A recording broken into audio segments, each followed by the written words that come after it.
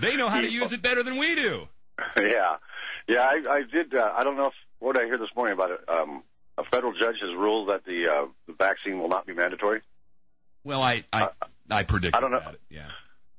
Well, it depends on what you mean by mandatory. Because we've had some of our listeners who have lost jobs, they're already forcing people to take it at the workplace. Obviously, if your children want to go to school, it could be a headache, without them taking vaccines. But as far as holding people down and forcing them to take it or fining them or jailing them, this is some of the nonsense we heard. It ain't happening. Even the first responders, the nurses, the doctors, and some of the military are refusing to take it at this point, which is exactly what I knew would happen. Yeah, and tragically, last week up here, and we're small, we're not small. It's a big area. We just know everybody. That a 2-week-old baby was took to the doctor, get the vaccines, and died 2 days later. Yeah. Well, we got a list at our website, deadlinelive.info, H1N1 swine flu vaccine insert that they give you with the swine flu vaccine. It causes the list of things it can cause. It would take me a half an hour to read. Well, I read over in the Seattle PI this last week that the state of Washington has released the amount of mercury you can put in the vaccine to over 4 times the amount now, so they can stretch out the vaccine. I go, good luck, guys. Yeah, I got this story from England. The schools in England, they've got to bring in the mothers for lessons in parenting. Why? Because the pupils, the school children there, the kindergarteners, they don't know how to drink from a cup or speak or go to the bathroom. My goodness. Well, one of the remarkable things we've done up here at the Edge was to educate people about the food and the poisons, the additives and the fluoride and the aspartame. And, get off that packaged food. You'll start feeling better. The inner food that you and I used to promote is a fantastic product. I mean, it's you need to start getting your immune system built up, drink lots of vitamin D and C, and get as healthy as you can, because we're facing some very stressful times, and stress causes a lot of illnesses too. And so you got to get through this stuff. Get your silver, get your food put up, listen to Jack Blood every day. He's telling you the truth out there, folks, and this is information you got to have, because there's no sense living in fear, because if you got the information, there's nothing to fear. You know what's going to happen. You can predict it. You can, I fear Israel will do something stupid, but they're milking the situation right now for all it's worth. I'm not reading it that way, and I think, the reason that they've ratcheted things up a little bit with Iran right now is as a negotiating tool to push them to the table and to get some concessions from them. Those concessions I don't think have as much to do with their nuclear arsenal, whatever that means. But more to do with, kicking China out and working, with the West to take their resources a little more.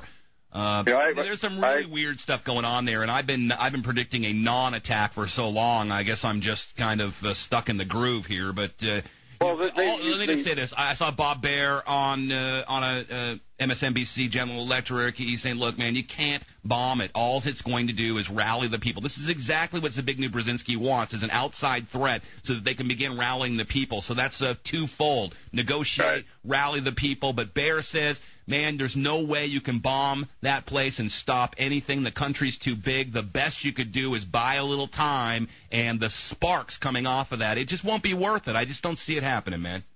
Unless there's a bigger agenda than we know about, but I see it as just the way they've always done it. They manipulate the Middle East to drive the oil prices up. And, economic warfare. John, are you suggesting that there's an agenda we don't know about? I'm on top of things here, John. I have my sources. When Glenn Beck was talking about the dollar crashing, I mean, it's worth a penny of what it was in 1913. I mean, get a grip, buddy. I think it's 4 cents, but we could have lost a few cents since I was tracking it. I do know we lost 30% of the dollar since the year 2000, and the jobs are paying less. So we're getting squeezed on inflation on one side and slave labor on the other. And I don't just see it erasing from the United States. I see just a major devaluation of 40-45% coming probably within a year or two.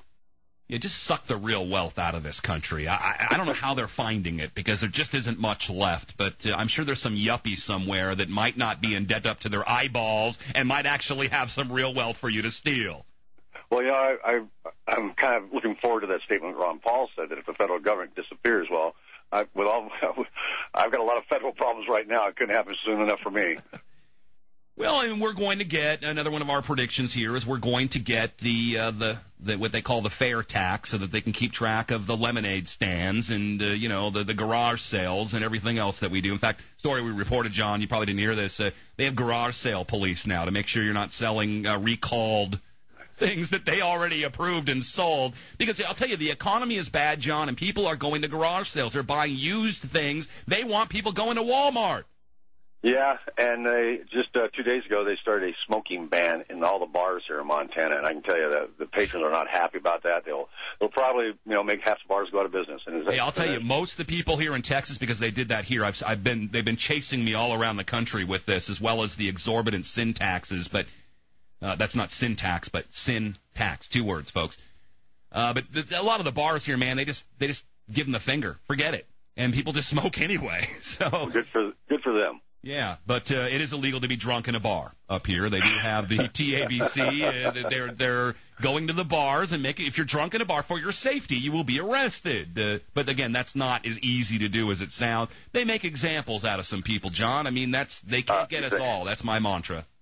Yeah, and we've got some good programs here in Montana where free taxi rides home. If the bartender thinks you've had too much, they call a cab for you at no cost to you.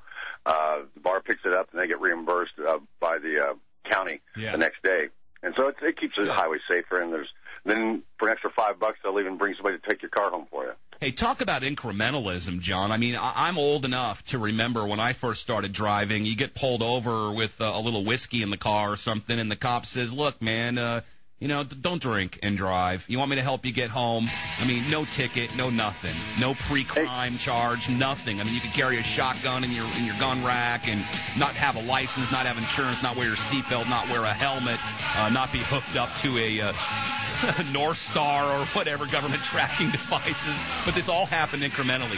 John Stokes, thank you for joining us, buddy. I'm going to keep in touch with you and keep us updated on the situation out there in Montana. That is KGEZ, folks. Google them. Check them out. Thanks, John. God bless you.